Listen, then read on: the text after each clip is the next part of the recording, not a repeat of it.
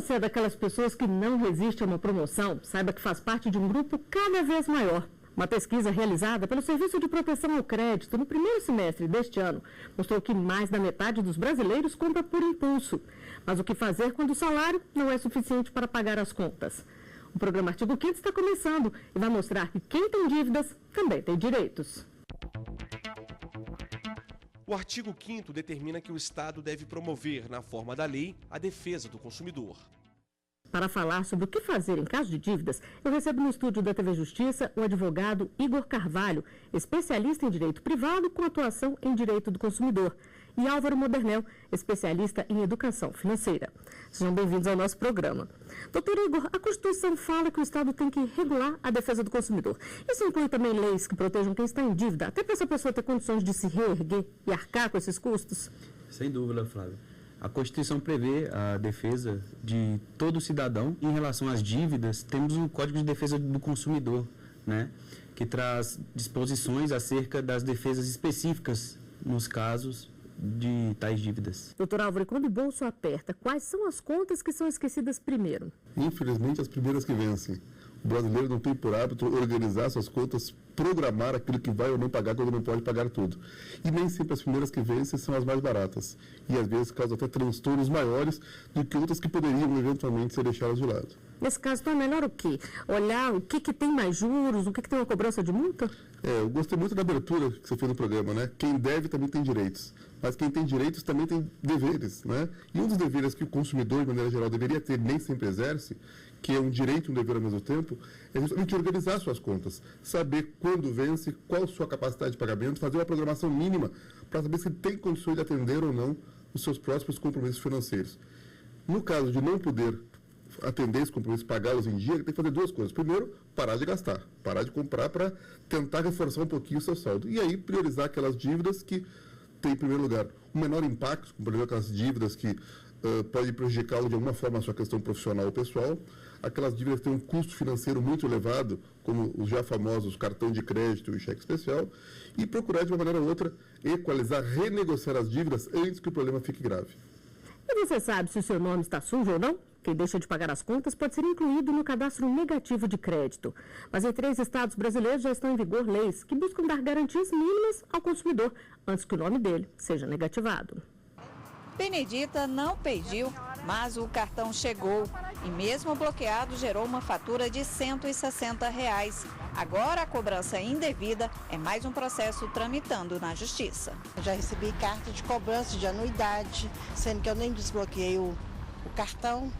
Daí a pouco eu recebi uma carta já do Serasa, do SPC e meu nome foi negativado. A comerciária conseguiu evitar que a dívida ficasse ainda maior, porque foi informada sobre a fatura pendente, conforme determinação do Código de Defesa do Consumidor.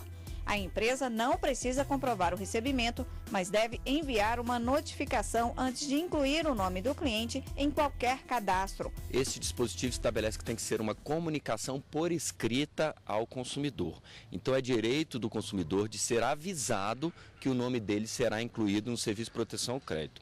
O Superior Tribunal de Justiça editou inclusive uma súmula para dizer que essa comunicação deve ser prévia ao registro. Em São Paulo, Mato Grosso e Paraíba, desde janeiro ficou mais difícil incluir o nome de inadimplentes nos órgãos de proteção ao crédito. Os consumidores de São Paulo e Mato Grosso só poderão ser negativados se ficar comprovado que foram devidamente notificados pelas empresas. Já na Paraíba, nenhum nome poderá ter restrições se a dívida estiver sendo questionada na Justiça.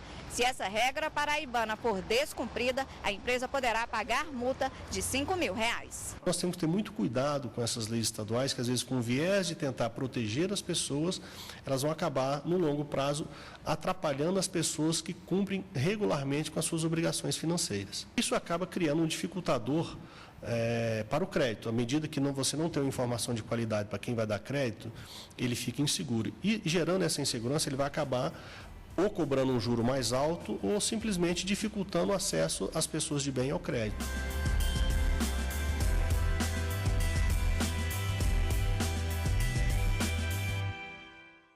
Doutor Álvaro, leis como essa que a gente mostrou na reportagem podem ter impacto na concessão de crédito? Podem ter diretamente, porque o crédito geralmente ele funciona com crédito scoring, que é mais ou menos um histórico de todos os problemas, benefícios pelo perfil das populações em geral, aquelas que causam mais problemas, aquelas que pagam em dia. Então, o reflexo de uma série de problemas populacionais, digamos assim, gerando inadimplência no comércio, ela gera um custo maior para aquelas pessoas que não causam esse problema. Então, foi bem colocado ali. Os direitos são, obviamente, a gente briga pelos nossos direitos. Só que os direitos, quando exacerbados ou quando mal usados, eles acabam trazendo prejuízos para aquele cidadão, para aquele consumidor que quer, na verdade, fazer as suas compras, pagar as suas contas em dia e pagar os juros o mais barato possível. Quando outros semelhantes, outros similares, outras pessoas abusam desse direito, esse custo vai ser rateado por todos nós. Agora, quais são as consequências de se ter um nome negativado? O que isso causa ao cidadão? Pode trazer uma série de problemas, desde a negativa de uma concessão de crédito, uma situação vexatória perante colegas de trabalho. A negativação por si já é suficiente para causar uma situação constrangedora perante os demais. Pode prejudicar, inclusive, a questão profissional, o desempenho, a criatividade, porque abala com a qualidade de vida das pessoas nesse sentido. Quem está preocupado com o próprio nome, que isso não aconteceu, e de repente se vê surpreendido por um desequilíbrio das suas contas que chega ao ponto de estar negativado, né? Tem consequências jurídicas, tem consequências financeiras, mas tem principalmente as consequências psicológicas, às vezes são somatizadas e geram até o estresse que desenvolve até outros problemas de saúde, né? A coisa é mais grave. Prezam muito pelo nome, e o nome é tudo que tem na vida. Mais grave do que a gente imagina à primeira vista, né? Exatamente. Isso pode influenciar também na questão de trabalho? Muitas empresas, elas buscam o perfil do possível empregado ali antes de contratá-lo?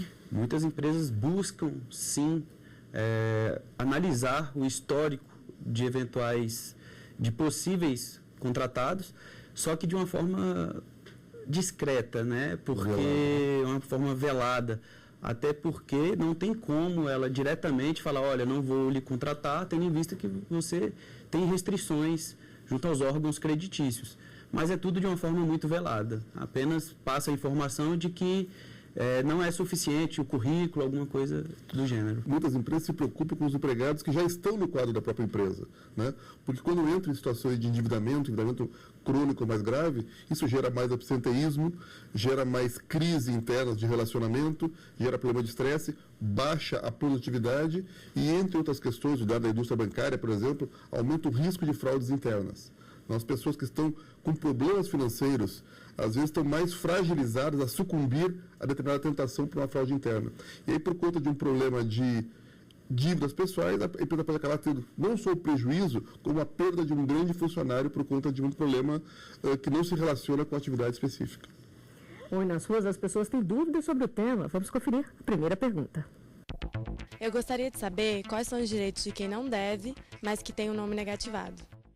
Doutor Igor, o que a pessoa que tem o nome incluído indevidamente no cadastro negativo pode fazer? Como até já falamos anteriormente, e a própria reportagem trouxe a informação, a parte obrigatoriamente tem que ser notificada por escrito, tá? Consoante preconiza o artigo 43, parágrafo 2º do Código de Defesa do Consumidor, sob eventual notificação, tá? Dos órgãos mantenedores desses cadastros negativos. O que acontece?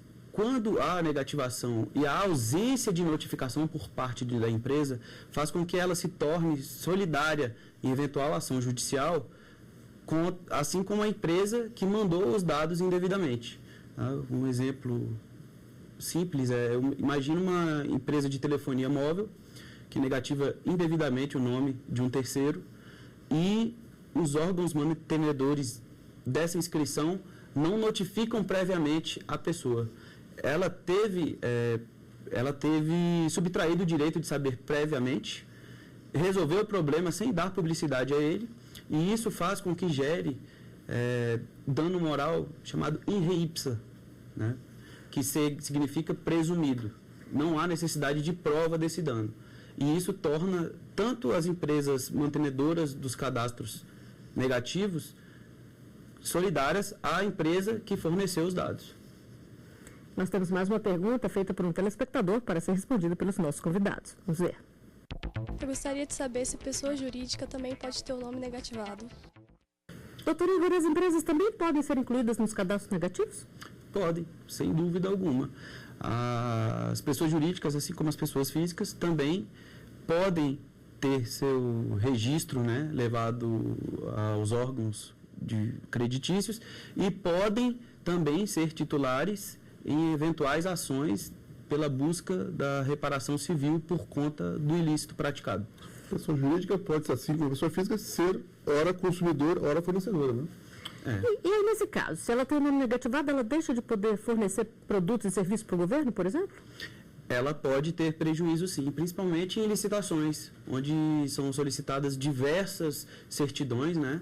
E isso pode prejudicá-las, sim. Doutor Álvaro, agora a educação financeira é uma preocupação tanto na vida das pessoas quanto na vida das empresas?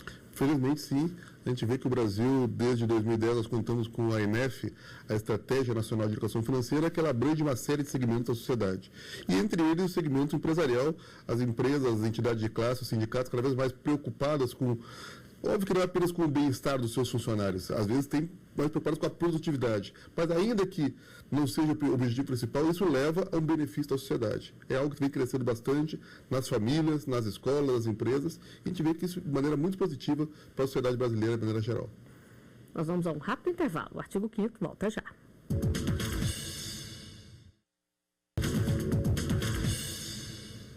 Estamos de volta com o artigo 5º e hoje estamos falando sobre os direitos de quem tem dívidas a saldar. Aqui no estúdio, eu converso com Álvaro Modernel, especialista em educação financeira, e com o advogado Igor Carvalho, especialista em direito privado com atuação em direito do consumidor. E o Código de Defesa do Consumidor prevê que as informações em cadastros negativos têm prazo máximo e devem ser acessíveis. Pela lei, o consumidor deve ter acesso às informações existentes em cadastros, fichas, registros e dados pessoais e de consumo arquivados sobre ele, assim como sobre as respectivas fontes. Esses cadastros não podem conter informações negativas referentes a período superior a 5 anos. Doutor Álvaro, quer dizer então que mesmo que não pague a dívida em 5 anos, o consumidor tem o nome limpo novamente ou não é bem assim? Eu diria que mais importante do que limpar o nome é limpar as atitudes ruins. Em 5 anos é o tempo suficiente para a pessoa se reequilibrar financeiramente e, principalmente, reequilibrar a sua forma de lidar com o dinheiro.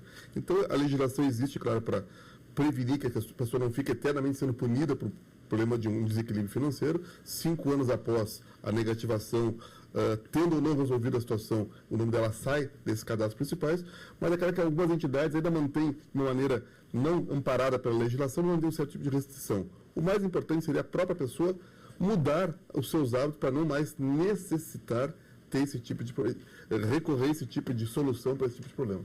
Mas a dívida não acaba, né? Ela continua devendo. Existem dívidas com origens diferentes, situações diferentes. Às vezes tem uma dívida amparada por uma garantia, ela pode estar na justiça ou não. Como regra geral, aquelas dívidas que não têm esse amparo, as dívidas menores de consumo em geral, elas acabam desaparecendo, pelo menos desaparecendo a restrição em relação ao número da pessoa. Mas o problema continua existindo. Doutor Igor, e uma pessoa pode ser incluída no cadastro negativo novamente pela mesma dívida? Não, de forma alguma. O que acontece? Na verdade, esse dispositivo, ele fala acerca da publicidade da restrição. Após 5 anos, essa publicidade tem que acabar, ela não se torna mais pública. Entretanto, algumas entidades ainda mantêm de forma velada, né, seus sistemas, bancos principalmente, no sistema interno, essa restrição. Só que, de todo modo, a parte não pode ser negativada novamente. Bom, nós temos mais uma pergunta feita por um telespectador. Vamos conferir. Quando a dívida é paga, em quanto tempo a empresa tem que tirar o nome da pessoa do cadastro negativo? Doutor Igor, quando a dívida é paga, a empresa tem que retirar o nome do consumidor do cadastro negativo. Em quanto tempo isso tem que ser feito? O Superior Tribunal de Justiça entende de forma pacífica que a empresa tem 5 dias úteis para estar retirando o nome da parte que realizou o pagamento dos órgãos creditícios. E caso isso não seja feito, aí o consumidor é que passa a ter direito de cobrar da empresa? Exatamente. Aí nós voltamos àquela situação de que, a partir do 5º dia útil, a parte terá o direito a postular no judiciário uma indenização por danos morais, tendo em vista que o dano, nesse caso, também é presumido em re ipsa. Desde que, porque o STJ também tem uma súmula falando acerca disso, que não exista uma anotação anterior legítima pré-existente. Como assim? Significa que eu tenho uma negativação, eu sou um devedor quanto mais, como estamos acostumados a ver. Tenho várias inscrições, então eu não posso me valer dessa benesse, digamos assim, uma solução de uma para limpar as outras. Vale só para aquela. Exato. Agora, doutor Álvaro, na prática, o que vocês veem? Quando a pessoa tem um nome negativado, ela se apressa mais em saldar a dívida, em resolver a situação? Aí eu estou com o Igor. Tem pessoas que são contumazes, parece que estão acostumadas àquilo que quase que não interfere mais na rotina. Ela já está convivendo com aquilo de uma maneira tão natural que não incomoda mais. Mas, por outro lado, a maioria das pessoas, populações, dos trabalhadores, não, elas têm o nome a preservar e contam muito com o crédito, inclusive para soluções do dia a dia. Então, quando acontece esse problema com o nome delas, elas se preocupam e costumam correr atrás e tentar resolver. O ruim é que, às vezes, não foram elas mesmas que diretamente causaram o problema. O caso que acontece muito no Brasil, alguém que empresta o crédito, empresta o nome, empresta o cartão. Aí a pessoa tenta correr atrás, mas de quem? Da pessoa para a qual ela emprestou o nome, emprestou o cartão. Isso não resolve a solução. Enquanto a solução não chegar ao fornecedor final, ela continua respondendo, inclusive, oficialmente, judicialmente, ela que responde, ainda que tenha havido um trato informal entre essas pessoas. Melhor não fazer isso, né? Melhor não fazer isso. Nome, nariz, cada um tem o seu, cada um use e cada um cuide dele direitinho. E vamos à última pergunta feita nas ruas. Eu gostaria de saber como que uma pessoa pode saber se o nome dela está sujo ou não. Doutor Álvaro, a própria pessoa pode fazer uma busca sobre o nome dela? Pode recorrer, por exemplo, ao Serasa, ao SPC, existem institutos de pesquisa onde se registram esses dados para eventualmente buscar esse tipo de informação. Um outro hábito que é salutar de vez em quando, uma vez por ano, época do imposto de renda, por exemplo, tirar as certidões negativas, aquelas que as pessoas têm, algumas sem custo, inclusive, na internet, para verificar se não tem problema algum. É um hábito que as empresas costumam fazer isso e as pessoas também poderiam adotar. Porque quanto mais cedo você descobre uma eventual fraude ou problema com o seu nome, menores ou menos incidentes serão as consequências sobre eles. Doutor Igor, a gente sabe que hoje em dia o uso de cheques diminuiu, mas ainda existe. Se o cadastro da pessoa foi negativado por conta de um cheque que foi apresentado e não foi pago, como é que ela pode saber onde está esse cheque, já que muitas vezes ele é repassado várias vezes, para poder pagar a dívida e ter o nome limpo? Na verdade, o cheque é uma ordem de pagamento à vista, né? E a partir do momento que ele foi feito para circular, a parte pegou, ela passa para um terceiro, que por sua vez passa para um outro terceiro, e assim sucessivamente. Digamos que ela se tornou inadimplente, o cheque voltou, ela tenta resolver esse processo, ela tenta resolver o problema, não acha o credor de forma alguma, tem seu nome negativado junto aos órgãos de proteção ao crédito. O que ela pode fazer? Ela pode ir ao juízo e fazer uma ação de consignação em pagamento, que é depositar o valor corrigido da dívida e fornecer, caso ela não conheça o endereço da parte, pedir que o próprio magistrado solicite informações junto aos convênios Bacenjude, Renajude, Tribunal Superior Eleitoral, o endereço de alguém que esteja no título, para tentar descobrir, e pede a antecipação dos efeitos da tutela, porque o pagamento está garantido. O juiz retira a restrição por hora e tenta achar o credor. Isso é depois do problema instalado. Mas a parte da educação ajuda a pessoa a prevenir isso, né? O cheque tem um campo lá para colocar, inclusive a obrigação acima de R$100, colocar nominal. Né? Então, eu posso dar um cheque para você, nominal a você. E além disso, eu posso colocar não autorizo, não a ordem, ou não autorizo endosso. Aí apenas você pode descontar o cheque. Você já evita esse tipo de problema. E você acha que as pessoas se preocupam em manter o nome limpo ou muita gente gasta além da conta? A nossa equipe foi às ruas para conferir as opiniões. Eu acho que as pessoas não se preocupam em ter o nome limpo. Sim, elas gastam desenfreadamente, muitas vezes por status, né? Muita gente gasta sem pensar mesmo, mas não deveria ser assim. Porque uma coisa que você faz pode voltar com uma consequência pior no futuro. Não se preocupa muito em prevenir o que vai acontecer depois, mas quando o problema já está ali, elas tentam, por outros meios, tentar remediar aquilo que elas não conseguiram prevenir no passado. Eu acho que as pessoas se preocupam sim, porque ter um nome sujo na praça impossibilita você de fazer um monte de coisas. E vai travar a sua vida. Quando você tem um nome limpo, as pessoas confiam mais em você, elas te ajudam mais e você tem meio que privilégios porque você consegue fazer coisas que as pessoas que não têm um nome limpo não conseguem. Doutor Álvaro, é isso aí mesmo? Garante privilégios e garante principalmente a confiança? Sem dúvida alguma. O crédito vem do credere, da confiança justamente, né? E eu diria que crédito é como seguro. É bom demais a gente ter, mas é muito ruim usar. Então, ser merecedor de crédito, seja diante de um banco, uma instituição financeira, no mercado em geral, é bom demais. Quando você usa o crédito e não usa de maneira devida, ele pode gerar consequências que podem trazer grandes prejuízos, não apenas financeiros, como no âmbito social, profissional, produtivo. Então, bom sim ter o nome de crédito, ter o nome limpo, mas quanto menos for utilizado, só caso de necessidades ou oportunidades comerciais. Não, como a menina falou ali, para consumo, por exemplo. O brasileiro se endividou muito porque foi motivado, foi estimulado a consumir aquilo que não precisava às vezes e às vezes o que não podia pagar. Esse excesso de consumo traz prejuízo à própria vida dele. Doutor Igor, é sempre melhor negociar a dívida para evitar um problema maior? Sem dúvidas. É o melhor caminho, nós no escritório sempre falamos isso, é o acordo, independente da relação.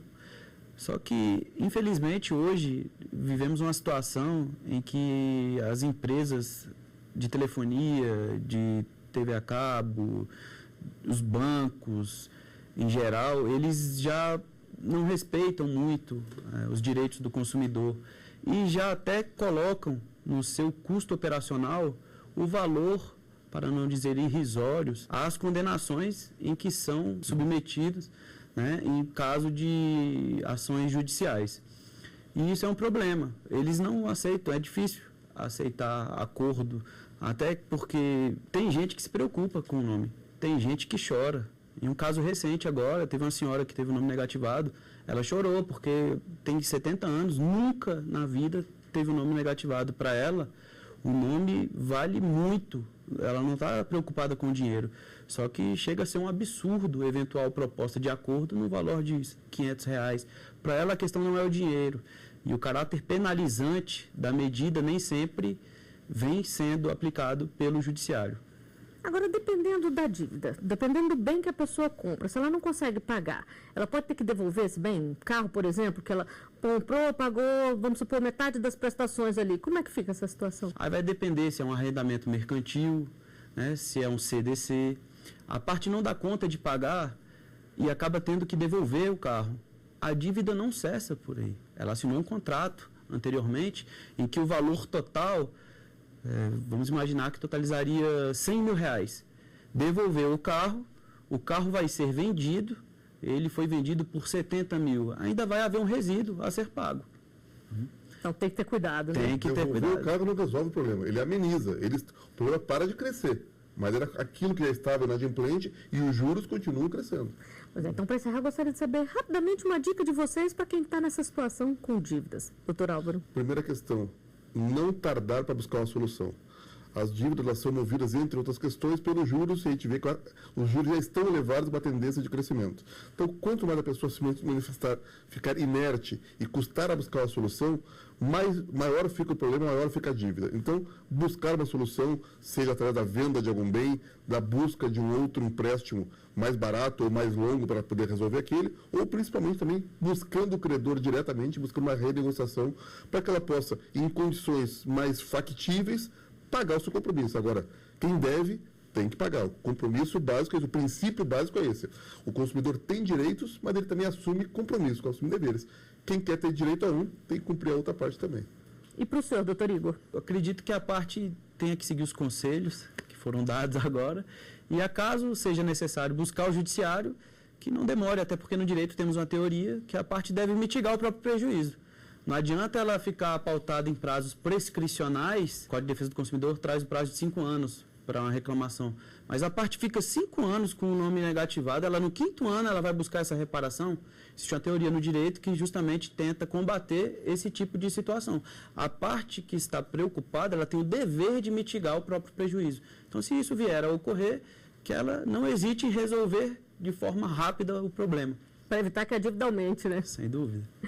Bom, nós estamos chegando ao final de mais um Artigo 5º. Doutor Igor, doutor Álvaro, eu agradeço muito os conselhos dados aqui e obrigada também pela sua companhia. Continue com a gente na TV Justiça. Participe enviando a sua sugestão de tema para o e-mail artigo5@stf.jus.br.